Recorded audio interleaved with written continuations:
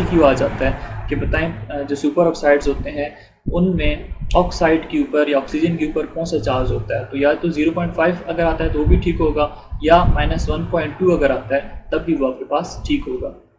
और दूसरा, अगर आपके पास MCQ आ जाता है कि पोटाशियम जो है वो कौन से ऑक्साइड्स बनाता है जब ऑक्सीजन के साथ रिएक्ट करता है, तो पोटाशियम जो है वो ऑरेंज येलो कलर के सुपर ऑक्साइड्स जो है उसकी फॉर्मेशन करता है। अस्सलाम वालेकुम dear viewer, welcome to IM chemist. और आज की इस वीडियो में हम लोग S ब्लॉक एलिमेंट्स को आगे लेकर चलते हैं। This is the second chapter of your second year chemistry book. और आज की इस वीडियो में हम लोग पढ़ने वाले हैं general behaviour of alkali metal. जो पहली वीडियो थी उसके अंदर हम लोगों ने इंट्रो पढ़ा अल्कली अल्कलाइन अर्थ मेटल का, और फिर उसके बाद हम लोगों ने उसकी अकरेंस देखी कि कहाँ कहाँ पे हमें मिल सकते हैं अल्कली अल्कलाइन अर्थ मेटल को क्यों कहते हैं। फिर सेकंड वीडियो के अंदर मैंने आपको बताया है कि जो लिथियम है उसकी क्या पिक्यूलर प्रॉपर्टीज़ होती हैं, और थर्ड के अंदर हम लोगों ने बेरिलियम को डिस्कस किया, उसकी पिक्यूलर प्रॉपर्टीज़ को डिस्कस किया। और this is the fourth lecture जिसके अंदर हम लोग general behaviour of alkali metals को पढ़ने वाले हैं। और मैं आपको बताता चलूँ कि ये जो वीडियो लेक्चर्स होते हैं ये मेरे पंजाब टेक्स्ट बुक से होते हैं, और इसके अंदर जो मटेरियल होता है वो मैं साथ साथ फेडरल बोर्ड की बुक से भी ऐड करता हूँ। So let begin this video.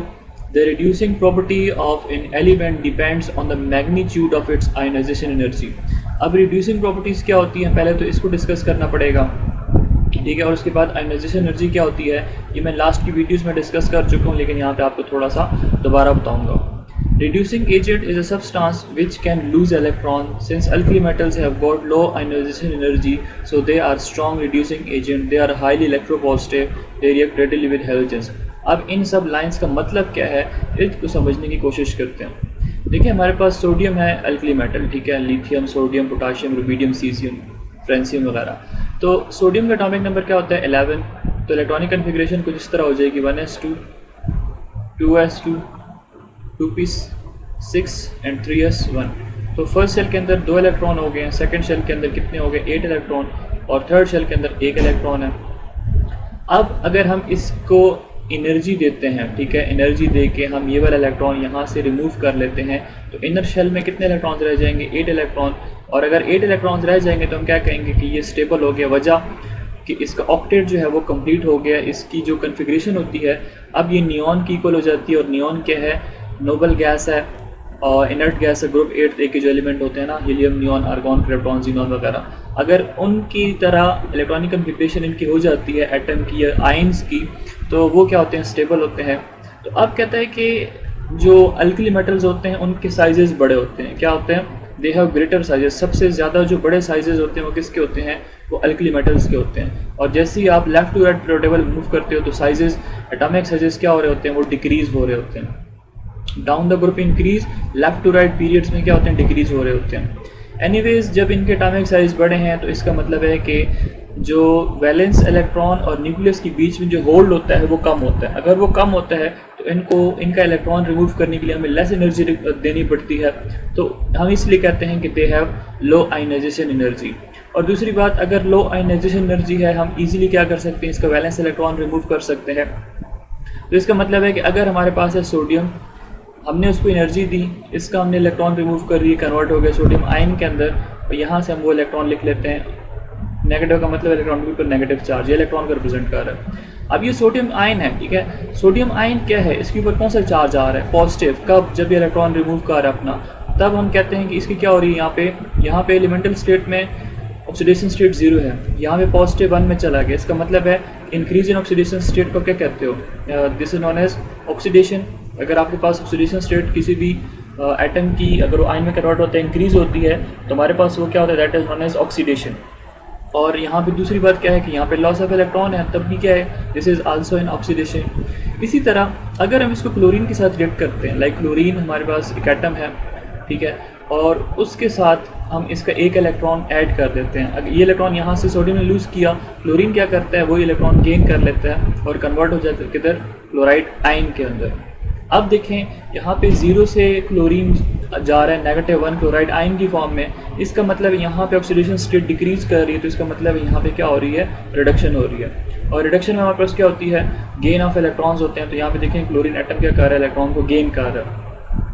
अब अगर आप देखो इसको, अब यहाँ तक अगर हम आ गए तो हमें ऑक्सीडाइजिंग और रिड्यूसिंग एजेंट की समझ आ सकती है। इसके ऊपर क्या आ रहा है, नेगेटिव चार्ज आ रहा है, इसका मतलब है they are highly electronegative after the gain of electron.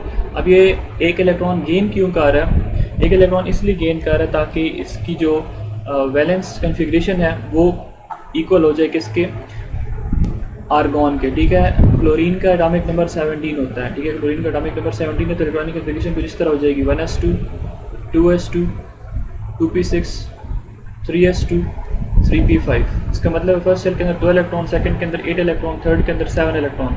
अगर हम एक इलेक्ट्रॉन सोडियम के इसमें ऐड कर देंगे तो इलेक्ट्रॉन्स कितने हो जाएंगे, 8 हो जाएंगे। इसका मतलब इसका ऑक्टेट कंप्लीट होगा, और ऑक्टेट कंप्लीट होगा तो इसका मतलब है कि ये स्टेबल हो जाएगा। इसलिए इलेक्ट्रॉन इनको चाहिए होते हैं, एक इलेक्ट्रॉन इनको रिक्वायर्ड होता है।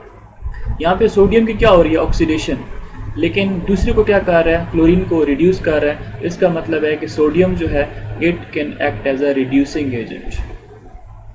इसकी अपनी क्या हो रही है, ऑक्सीडेशन, लेकिन दूसरे को क्या कर रहा है, रिड्यूस कर रहा है। तो इसका मतलब है यहाँ पे हमारे पास क्या है, सोडियम एक्ट करेगा एज अ रिड्यूसिंग एजेंट। और अगर हम देखते हैं अब ये आयन, इनके बीच में क्या होती है, इलेक्ट्रोस्टैटिक फोर्स ऑफ अट्रैक्शन होती है, अपोजिटली चार्ज आयन एक दूसरे को अट्रैक्ट कर लेते हैं, आयोनिक बॉन्ड की फॉर्मेशन कर लेते हैं। लाइक अगर हम इसको इस तरह लिख लेते हैं, सोडियम प्लस क्लोराइड आयन, तो इससे क्या बनेगा, we will get sodium chloride NaCl। यहाँ पे पॉजिटिव 1 चार्ज, यहाँ पे नेगेटिव 1 चार्ज, क्योंकि सोडियम इलेक्ट्रॉन देता है अपना एक, ठीक है, लूज करके, और क्लोरीन क्या कर लेते हैं, उसी इलेक्ट्रॉन को गेन कर लेते हैं। तो loss of gain of electron जहाँ पे होते हैं, आयोनिक बॉन्ड की फॉर्मेशन होती है, तो हमारे पास सोडियम क्लोराइड जो है it is an ionic compound. यहाँ पे सोडियम को अगर आप देखो तो सोडियम जा रहा है किधर,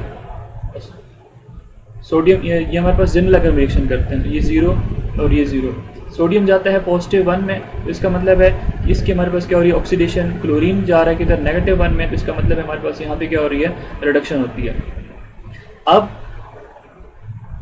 सोडियम जो है ये क्या कर रहा है, क्लोरीन को रिड्यूस कर रहा है, तो सोडियम यहाँ पे एक्ट करेगा रिड्यूसिंग एजेंट, और क्लोरीन जो है वो एक्ट करेगा as an oxidising agent. Oxidising agent क्या होता है, जो खुद रिड्यूस हो जाता है दूसरे को ऑक्सीडाइज कर लेता है। तो ये हमारे पास क्या होते हैं, ग्रुप 7 ए के element, these are known as oxidising agent, और जो ग्रुप 1 के एलिमेंट होते हैं they are known as reducing agent, ठीक है। अच्छा, अब यहाँ पे मैं आपको समझा रहा था जनरल रिएक्शन हमारे पास इस तरह बनता है, ठीक है। ये हमारे पास सोडियम होगा, ये क्लोरीन एटम होगा, जब ये कंबाइन होंगे, इलेक्ट्रॉन लॉस और गेन होंगे, तो हमारे पास क्या होगा, सोडियम क्लोराइड होगा, सोडियम क्लोराइड की फॉर्मेशन होती है। यहाँ पे जब मैंने बताया हमारे पास इलेक्ट्रोस्टैटिक फोर्स ऑफ प्रोटेक्शन की तरह एक दूसरे को पकड़ लेते हैं, क्योंकि अपोजिटली चार्ज आयन एक दूसरे को क्या कर रहे होते हैं, अट्रैक्ट कर रहे होते हैं। तो आई होप सो अभी आपको समझ आ गई होगी, ये जो पूरा आपके पास एक पैराग्राफ है कि इसके अंदर क्या लिखा हुआ है, रिड्यूसिंग प्रॉपर्टीज़ मैंने आपको बता दी हैं, और किस तरह जो है ग्रुप 7 ए के मेंबर के साथ हेलोजेंस कौन से होते हैं, these are the member of group 7 A, जो कि हाईली इलेक्ट्रोनेगेटिव होते हैं, जिसमें कौन कौन आता है, फ्लोरीन आता है, फ्लोरीन आता है, ब्रोमीन आता है, और आयोडीन आता है। अब ये मैंने F2Cl2 Br2I2 क्यों लिखा है, क्योंकि ये आपके पास डायमोलिकुलर स्टेट के अंदर एग्जिस्ट करते हैं, और जब डायमोलिकुलर स्टेट के अंदर आएंगे तब क्या होंगे, ये स्टेबल होंगे। लाइक फ्लोरीन है, इसके वैलेंस में कितने इलेक्ट्रॉन्स होते हैं, 7, तो 1 2 3 4 5 6 7। दूसरा फ्लोरीन है, इसकी भी 7 इलेक्ट्रॉन है वैलेंस के अंदर, इनको एक एक इलेक्ट्रॉन चाहिए तो आपस में ये शेयरिंग कर लेते हैं, तो F2 की फॉर्म बना लेते हैं। इसी तरह Cl2 वगैरह। तो पहला पैरा हमारे पास हो गया। अब यहाँ पे लिखा हुआ है trends in chemical properties of alkali metals. अब हम केमिकल प्रॉपर्टीज़ इनकी देखते हैं कि ये जो मेटल्स होते हैं अल्कली मेटल्स, अगर आप इनको ऑक्सीजन के साथ रिएक्ट कराओगे, हेलोजन के साथ रिएक्ट कराओगे, या वाटर के साथ रिएक्ट कराओगे, तो आपके पास कौन से प्रोडक्ट्स की फॉर्मेशन होगी। सबसे पहले हमारे पास है low ionization energy makes the alkali metals the most reactive family of the metals. अब देखें, क्योंकि इनकी आयोनाइजेशन एनर्जी बहुत कम होती है, हम इजीली इनका इलेक्ट्रॉन रिमूव कर सकते हैं, तो इसका मतलब है कि ये हाईली रिएक्टिव होते हैं। अब कोई ऐसे एलिमेंट्स हैं जिनसे आप इलेक्ट्रॉन रिमूव ही नहीं कर सकते, वो कोई हरकत ही ना करें, तो फिर वो क्या होगा कि वो रिएक्ट ही नहीं करेंगे। जैसे आपके पास ग्रुप 8 एक एलिमेंट है जिसमें आप लोग पढ़ते हो हीलियम, नियॉन, आर्गॉन, क्रिप्टॉन और जीनॉन, और फिर उसके बाद रेडॉन वगैरह। तो अब ये जो है इनका ऑक्टेट ऑलरेडी कंप्लीट होता है, इनको नया इलेक्ट्रॉन लेने की ज़रूरत पड़ती है, नया इलेक्ट्रॉन देने की ज़रूरत पड़ती है। अब अगर आप इनसे इलेक्ट्रॉन रिमूव करना भी चाहें तो भी आप इजीली रिमूव नहीं कर सकते, इनको बहुत ज़्यादा एनर्जी देनी होती है। तो इसलिए कहते हैं हम कि ये जो है दे आर इनर्ट गैसेज, ये रिएक्शन नहीं करते। लेकिन अल्कली मेटल के केस में वैलेंस के अंदर एक ही इलेक्ट्रॉन होता है, s ऑर्बिटल के अंदर। अगर आप उसको थोड़ी सी एनर्जी देते हो तो वो इलेक्ट्रॉन रिमूव हो जाएगा। इसलिए कहते हैं कि इनकी आयोनाइजेशन एनर्जी जो है वो बहुत ज़्यादा कम होती है, और इसलिए they are highly reactive. Number 2, very high second ionization energy indicate that oxidation number higher than 1 are ruled out for the alkali metal. अब देखें हमारे पास अगर लेट से हम लोग बात करते हैं पोटाशियम की बात कर लेते हैं, पोटाशियम एटॉमिक नंबर 19, तो ये हो जाएगा 1s2 2s2 2p6 3s2 3p6 4s1। First cell के अंदर 2 इलेक्ट्रॉन, सेकंड के अंदर 8 इलेक्ट्रॉन, थर्ड के अंदर भी 8 इलेक्ट्रॉन और वैलेंस के अंदर 1 इलेक्ट्रॉन। अब आपने एनर्जी दी, ये इलेक्ट्रॉन तो आपने रिमूव कर दिया, अंदर की कन्फिग्रेशन क्या है, वो ऑलरेडी स्टेबल है। अगर आप इसको एनर्जी देंगे बिना इलेक्ट्रॉन एक और रिमूव करने के लिए, तो आपको बहुत ज़्यादा एनर्जी देनी पड़ेगी, जो कि पॉसिबल नहीं है। तो इसलिए आप सिर्फ वैलेंस का 1 इलेक्ट्रॉन रिमूव कर रहे हो, इसका मतलब है कि इनके ऊपर चार्ज भी कौन सा आता है, पॉजिटिव 1। इसलिए हम लोगों ने पहले लेक्चर के अंदर पढ़ा था कि दे आर मोनोपॉजिटिव आयन। जब इलेक्ट्रॉन रिमूव करते हैं अपना एक, तो उसके बाद ये मोनोपॉजिटिव आयन के अंदर कन्वर्ट हो जाते हैं। Point number 3, the cation of alkali metal have low charge and large radii in the radius of any cation from the same period, so the lattice energy of their salt are relatively low. अभी अगर हम इनके cation की बात करते हैं, तो इनके ऊपर कहता है कि चार्ज जो है वो बहुत ज़्यादा कम होता है, और उसके बाद रेडिया इनके बड़े हैं। वजह क्या है आपको मैंने पहले बता दिया कि लेफ्ट टू राइट हमारे पास एटॉमिक साइज़ क्या हो रहा होता है, डिक्रीज़ हो रहा होता है। अगर एटॉमिक साइज़ डिक्रीज़ हो रहा होता है, तो इन अल्कली मेटल्स की जो रेडिया होते हैं वो क्या होंगे, बहुत ज़्यादा बड़े होंगे। Then the radius of any cation from the same period. अगर हमारे पास सेम पीरियड की बात करते हैं, सेम पीरियड का मतलब ये है कि अगर हमारे पास सोडियम है, तो सोडियम के आगे कौन सा है, मैग्नीशियम है, और मैग्नीशियम के आगे क्या है, एल्यूमिनियम है। तो ये हमारे पास सेम पीरियड है। अब यहाँ पे भी केटायन बनता है, यहाँ पे भी केटायन बनता है, और यहाँ पे भी केटायन बनता है। Sodium monopositive, magnesium dipositive, aluminium tripositive. तो इसका मतलब है कि अगर हम लेफ़्ट टू राइट मूव कर रहे हैं, तो ये जो रेडियाई हैं उनका साइज़ क्या हो रहा होता है, डिक्रीज़ हो रहा होता है। अब ये सबसे इसका बड़ा साइज़ है, फिर छोटा एल्यूमिनियम जो है वो सबसे छोटा। वजह क्या है कि 3 इलेक्ट्रॉन लूज़ कर देता है। जो प्रोटॉन्स होते हैं अंदर के न्यूक्लियस के, वो बहुत ज़्यादा खींच लेते हैं बाकी के इलेक्ट्रॉन्स को, तो एटॉमिक साइज़ बहुत ज़्यादा छोटा हो जाता है।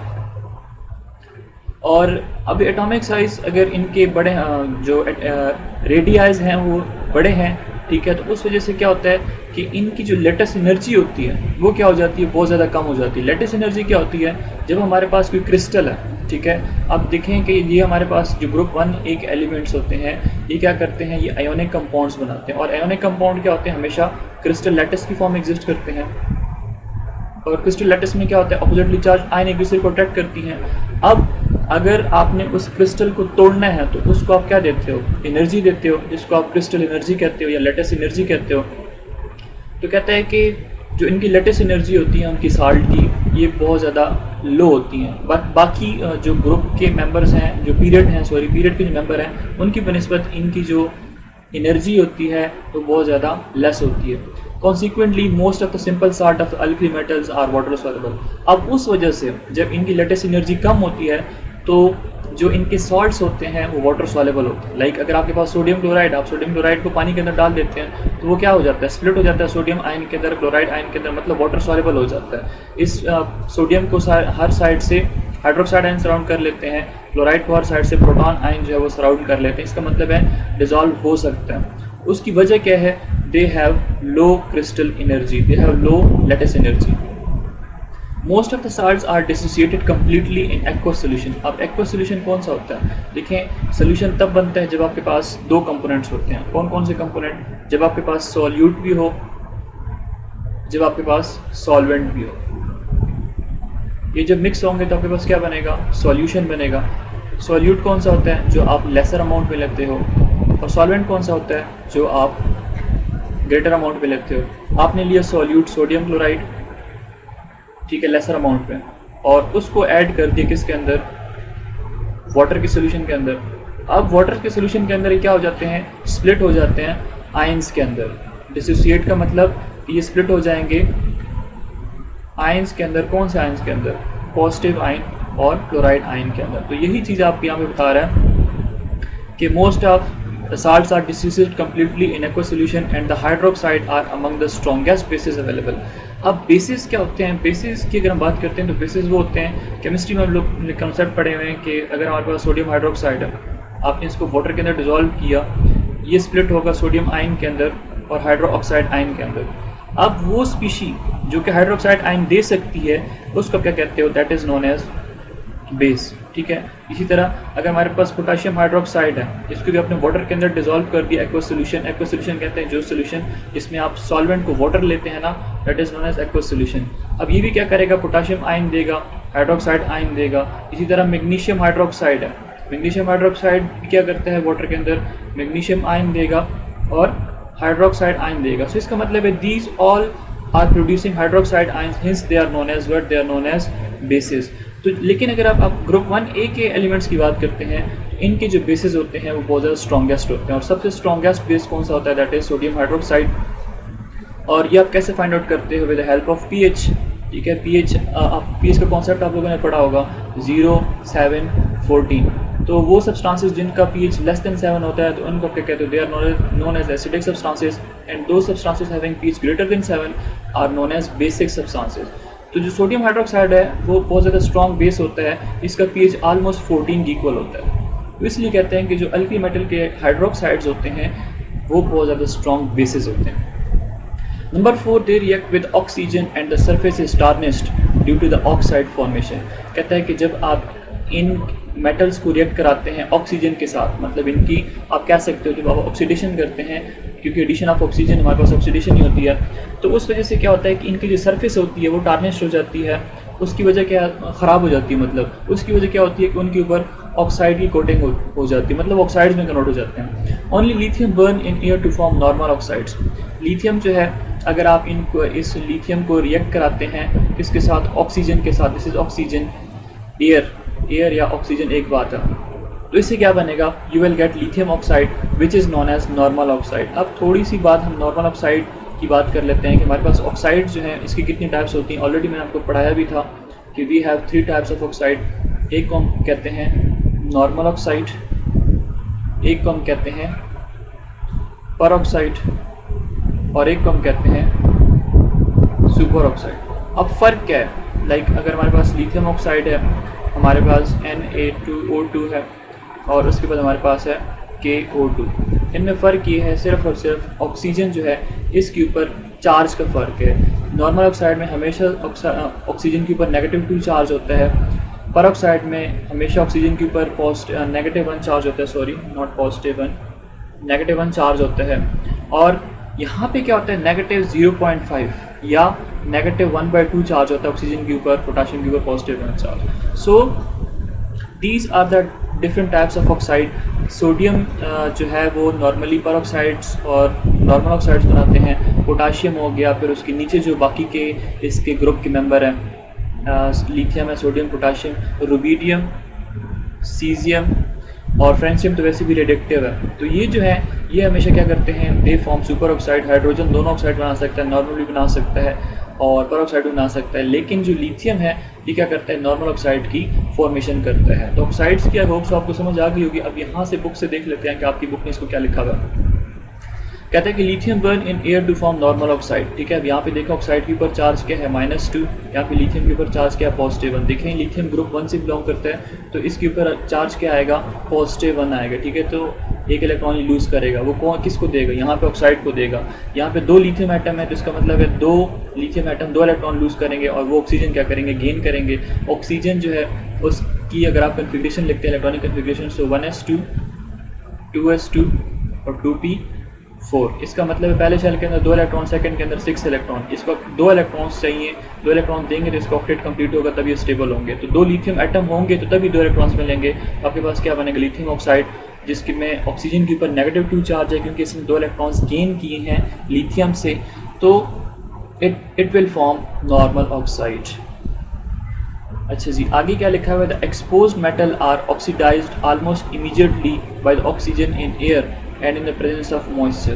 कहते हैं कि अगर आपके पास मेटल है वो एयर के अंदर अगर आप रखते हैं, तो जैसी एयर उसको मिलती है, जैसी एयर के साथ उसका कांटेक्ट होता है, तो मेटल क्या हो जाता है, ऑक्सीडाइज हो जाता है, मतलब ऑक्सीजन उसके साथ बाइंड हो जाता है।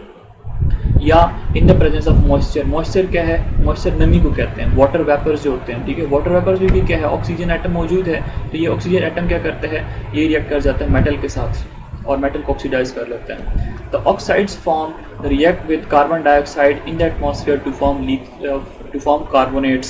अब कहते हैं ये जो ऑक्साइड्स हैं, ठीक है, लिथियम ऑक्साइड कैसे बने कि लिथियम ने रिएक्ट किया ऑक्सीजन के साथ, वो कन्वर्ट हो गया लिथियम ऑक्साइड के अंदर, और अब ये एटमॉस्फेयर के अंदर मौजूद है। एटमॉस्फेयर के अंदर कार्बन डाइऑक्साइड गैस भी मौजूद है, this is CO2 which is known as carbon dioxide. ये कार्बन डाइऑक्साइड के साथ रिएक्ट कर जाएगा, और जैसे ही रिएक्ट करेगा तो हमारे पास फॉर्मेशन किस चीज़ की होगी, you will get lithium carbonate, this is known as lithium carbonate. यहाँ पे लिथियम के ऊपर 2 चार्ज, कार्बोनेट के ऊपर -2 चार्ज होता है, क्योंकि लिथियम जो है वो कार्बोनेट के ऊपर वैसे भी चार्ज जो है वो -2 है। सो ये हमारे पास एक स्टेबल कंपाउंड की फॉर्मेशन हो रही है लिथियम कार्बोनेट की। Sodium will undergo a similar reaction but only if the supply of oxygen is limited. Supply of oxygen limited means कि अगर आप उसको ऑक्सीजन जो है वो लिमिटेड अमाउंट में, कम अमाउंट में देते हैं। लिमिटेड का मतलब यहाँ पे लेस लिखा हुआ है, लिया हुआ है, मतलब less means come. In the presence of excess of oxygen, sodium form the pale yellow peroxide. कहता है कि अगर आप ज़्यादा ऑक्सीजन देंगे किसको, सोडियम को, तो उससे आपके पास फॉर्मेशन किस चीज़ की होगी, येलो कलर के पेरोक्साइड्स की फॉर्मेशन होगी। और पेरोक्साइड्स क्या है, सोडियम क्या है, सॉरी मैं हाइड्रोजन लिख रहा हूँ, sodium peroxide, this is known as sodium peroxide. अगर आप इसको एक्सेस ऑक्सीजन की सप्लाई करेंगे, अगर आप ऑक्सीजन इसको ज़्यादा प्रोवाइड करेंगे। Now this is the general reaction. देखिए हमारे पास सोडियम है सॉलिड स्टेट में, ऑक्सीजन आपने इसको प्रोवाइड की तो you will get what, you will get sodium peroxide. इसको पेरोक्साइड इसलिए कहते हैं कि सोडियम के ऊपर चार्ज +1 आता है, ग्रुप 1 एक एलिमेंट है। यहाँ पे ऑक्सीजन के ऊपर भी चार्ज क्या होता है, -1 आता है, ठीक है। तो ये 2, इसको अगर आप ऐसे करें Na2O2 -1 और +1, 2 को अगर आप मल्टीप्लाई करेंगे -2 के साथ यू विल गेट -2, 2 को अगर आप मल्टीप्लाई करेंगे +1 के साथ यू विल गेट +2। एक दूसरे को कैंसिल करेंगे तो हमारे पास रिजल्ट क्या है, 0। और अगर रिजल्ट 0 आ गया तो इसका मतलब है ये जो फार्मूला है हम लोगों ने ठीक लिखा है, क्योंकि जब भी केमिस्ट्री में फार्मूला लिखते हैं तो उसका जो सम है ना वो हमेशा आपके पास 0 आना चाहिए। सम मीन्स कि अगर आपके पास पॉजिटिव, अगर 2 पॉजिटिव है तो 2 नेगेटिव होने चाहिए, 2 +5 है, दूसरे -5 एंड सो ऑन होना चाहिए। तो ये आपके पास क्या है, नेट इफेक्ट इसका 0 होना चाहिए। Now this is sodium peroxide, ये हमारे पास हो गया सोडियम। उसके बाद पोटाशियम, रुबीडियम और caesium react with oxygen to form super oxides, orange yellow colour. अच्छा जी, अब ये जो आपके पास है कलर, इनका आपने याद रखना है, MD-CAT वगैरह में आपके पास आ सकता है कि इसका कलर जो होता है दैट इज़ येलो कलर, ठीक है, पेल येलो कलर होता है। उसके बाद अगर हम बात करते हैं पोटाशियम की, सीजियम की, फ्रांसियम की, क्योंकि ये इसी ग्रुप के मेंबर्स होते हैं, तो ये जब ऑक्सीजन के साथ रिएक्ट करते हैं तो आपके पास क्या बनाते हैं, ऑरेंज येलो कलर के ऑक्साइड्स बनाते हैं, ठीक है। लेकिन ये कौन से ऑक्साइड्स होते हैं, they are known as super oxide. Cesium explodes spontaneously when it is contact with in air और ऑक्सीजन। तो ये हमारे पास पोटाशियम का रिएक्शन एक गिवन है। यहाँ पे देखें पोटाशियम के ऊपर चार्ज कितना होता है, +1। इसको अगर हम इस यहाँ पे लिख लेते हैं KO2, यहाँ पे +1 है पोटाशियम के ऊपर। तो ऑक्सीजन को हम कैसे क्या करें कि इससे चार्ज जो है तो -1 आ जाए। अगर मैं इसको 0.5 कर दूँ, 0.5 से अगर मैं 2 मल्टीप्लाई करूँगा तो मेरे पास क्या आएगा, -1 आएगा ना, तब मेरे पास चार्ज -1 आएगा। तब ये एक दूसरे को क्या करेंगे, कैंसिल आउट करेंगे और हमारे पास रिजल्ट 0 आएगा।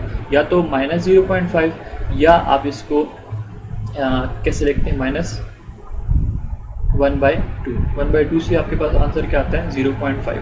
तो अगर आपके पास MCQ आ जाता है कि बताएं जो सुपर ऑक्साइड्स होते हैं उनमें ऑक्साइड के ऊपर या ऑक्सीजन के ऊपर कौन सा चार्ज होता है, तो या तो 0.5 अगर आता है तो वो भी ठीक होगा, या -1.2 अगर आता है तब भी वो आपके पास ठीक होगा। और दूसरा, अगर आपके पास MCQ आ जाता है कि पोटाशियम जो है वो कौन से ऑक्साइड्स बनाता है जब ऑक्सीजन के साथ रिएक्ट करता है, तो पोटाशियम जो है वो ऑरेंज येलो कलर के सुपर ऑक्साइड्स जो है उसकी फॉर्मेशन करता है। और अगर सीजियम की बात करते हैं तो सीजियम क्या करता है, सीजियम जैसी कांटेक्ट में आता है ऑक्सीजन के साथ तो उससे क्या बनेगा, सीजियम सुपर ऑक्साइड की फॉर्मेशन तो होगी लेकिन वो क्या करेगा, एक्सप्लोड कर जाएगा, मतलब धमाका सा हो जाएगा, बहुत स्पॉन्टेनियसली मीन्स खुद ब खुद। जो चीज़ खुद हो जाती है ना, जैसे आप ऑक्सीजन थोड़ा सा करीब लेके आएंगे तो उसको किसी स्पार्क वगैरह की ज़रूरत नहीं होगी, ऑटोमेटिकली खुद ही जो है वो रिएक्शन स्टार्ट हो जाएगा। अभी इसके बाद हम रिएक्शन विद वाटर देखते हैं कि अगर अल्कली मेटल्स हैं हमारे पास तो उनको अगर हम वाटर के साथ रिएक्ट कराएंगे तो तब क्या होगा। सो वेरी रैपिड रिएक्शंस अकर, कहता है कि बहुत तेज़ रिएक्शन होता है when alkali metal react with water. Rapid means बहुत फास्ट या बहुत तेज़ रिएक्शन का होना, उसको रैपिड रिएक्शन कहते हैं। A small piece of sodium, potassium or lithium floated on water react vigorously to liberate hydrogen and produce metal hydroxide।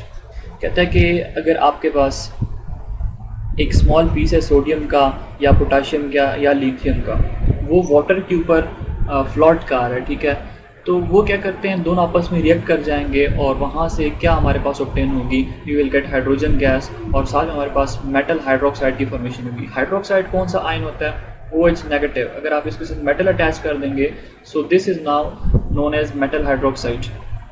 वाइग्रेसली का मतलब होता है बहुत फास्ट, बहुत तेज़।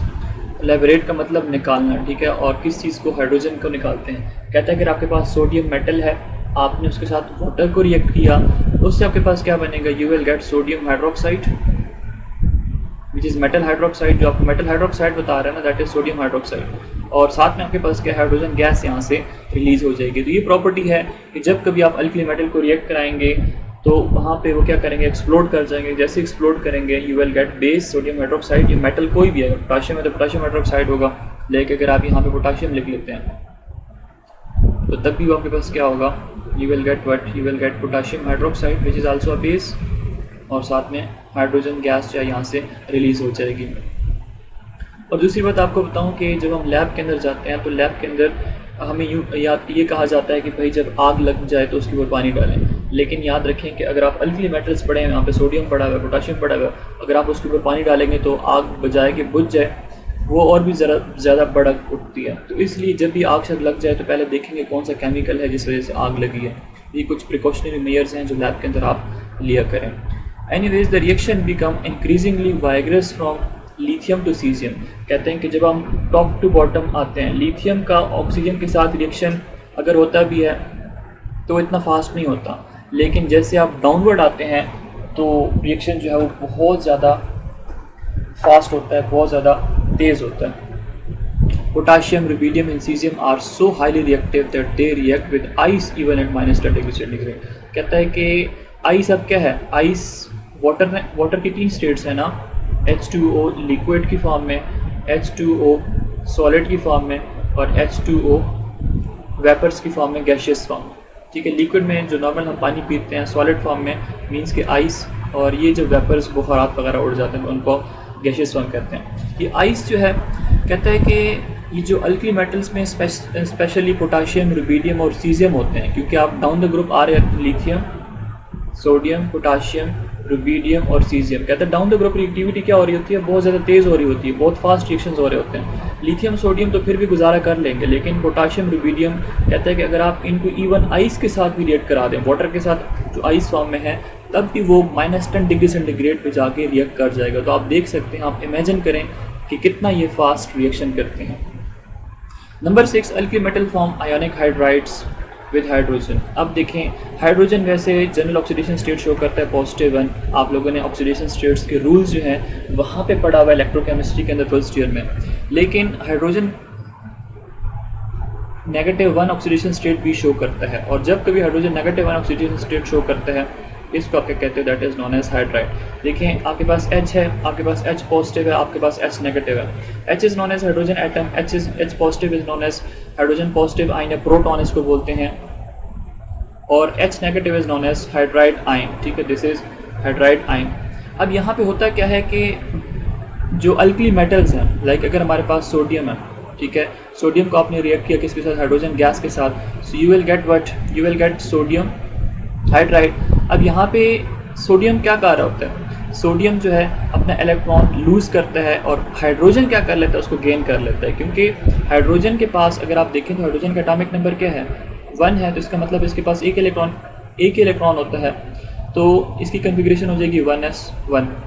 अब अगर आप इसको एक इलेक्ट्रॉन मज़ीद देते हैं तो इसकी कन्फिग्रेशन हो जाएगी 1s2, और जब ये एक इलेक्ट्रॉन गेन करेगा, ठीक है, हाइड्रोजन है, आपने इसको इलेक्ट्रॉन दिया उसने इलेक्ट्रॉन गेन किया तो उसके ऊपर चार्ज क्या होगा, -1 आएगा। ठीक है, तो जब कभी एटम इलेक्ट्रॉन गेन करते हैं उनके ऊपर चार्ज क्या आता है, -1। यहाँ पे क्या करता है, मेटल इलेक्ट्रॉन दे देता है हाइड्रोजन को, हाइड्रोजन उस इलेक्ट्रॉन को गेन कर लेता है तो उसके ऊपर चार्ज -1 आ जाता है। तो कहता है कि जब कभी अल्कली मेटल्स को आप हाइड्रोजन के साथ रिएक्ट कराएंगे तो उससे क्या बनेगा, मेटल हाइड्राइड्स की फॉर्मेशन होगी। M जो है यहाँ से इसने रिप्रेजेंट किया हुआ मेटल को, यहाँ पे आप सोडियम भी ले लें, पोटेशियम वगैरह आप कुछ भी ले सकते हो।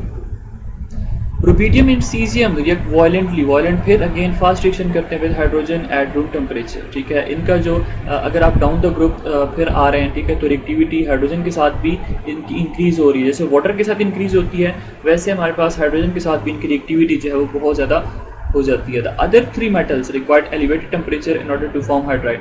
अब जो बाकी के जो मेटल्स हैं कौन कौन से रह गए, लिथियम, सोडियम, पोटाशियम, सीजियम और यहाँ पे हमारे पास क्या आएगा, फ्रेंसियम आ जाएगा। ठीक है, रुबीडियम, सॉरी, पोटाशियम, रुबीडियम और वो यहाँ पे दोबारा क्या लेते हैं, लिथियम, सोडियम, पोटाशियम, रुबीडियम और सीजियम। फ्रेंसियम को हम नहीं करते क्योंकि वो क्या होता है, दैट इज़ रेडियोएक्टिव। रुबीडियम और सीजियम के साथ जो है बहुत ज़्यादा वाइग्रस रिएक्शन शो करता है, बहुत ज़्यादा फास्ट रिएक्शन शो करता है। लेकिन ये जो है इनके लिए आपको कुछ ना कुछ टेम्परेचर देना होता है, तभी जाके क्या करते हैं, हाइड्रोजन के साथ रिएक्ट कर लेते हैं और हाइड्राइड की फॉर्मेशन करते हैं। Lithium and sodium hydrides are useful sources of hydrogen when treated with water. अब अगर आपके पास सोडियम हाइड्राइड है, like if you have sodium hydride, या आपके पास लिथियम हाइड्राइड है, अगर आप इसको वाटर के साथ रिएक्ट करेंगे तो आपके पास फॉर्मेशन होगी सोडियम हाइड्रोक्साइड की, you will get sodium hydroxide, और साथ में क्या होगा, हाइड्रोजन गैस जो है यहाँ से रिमूव हो जाएगी, रिलीज़ हो जाएगी, जिसको आप कलेक्ट कर लेते हैं। तो अगर आपने हाइड्रोजन गैस की सिंथेसिस करनी है, प्रिपरेशन करनी है, तो आप इन हाइड्राइड्स को ले लें, लिथियम और सोडियम हाइड्राइड को वाटर के साथ रिएक्ट कराएंगे, वहाँ से आपके पास क्या बनेगा, बेसिस की फॉर्मेशन होगी और साथ में क्या होगा, हाइड्रोजन गैस जो है यहाँ से ऑब्टेन हो जाएगी। तो इसलिए आपको बता रहे हैं lithium and sodium hydrides are useful sources of hydrogen when treated with water. अच्छा जी, उसके बाद हमारे पास क्या है, due to the presence of hydride ion the ionic hydrides are used as a powerful reducing agent. अब हाइड्राइड आयन मौजूद है, हाइड्राइड आयन में क्या है, हाइड्रोजन के पास एक्स्ट्रा इलेक्ट्रॉन है, ठीक है, तो वो इलेक्ट्रॉन दे सकता है। अगर इलेक्ट्रॉन दे सकता है तो इसका मतलब है कि हम इनको क्या यूज़ कर सकते हैं, as a reducing agent use कर सकते हैं। जैसे मैंने आपको वीडियो के स्टार्ट में बताया कि ये क्या करते हैं, अपना इलेक्ट्रॉन लूज़ कर लेते हैं, इनकी अपनी ऑक्सीडेशन हो जाती है, लेकिन दूसरे को क्या कर लेते हैं, इनकी ऑक्सीडेशन हो जाती है लेकिन दूसरों को क्या कर लेते हैं, रिड्यूस कर लेते हैं। इसलिए जो हाइड्राइड्स हैं ये हमारे पास स्ट्रांगली एक्ट करते हैं रिड्यूसिंग एजेंट।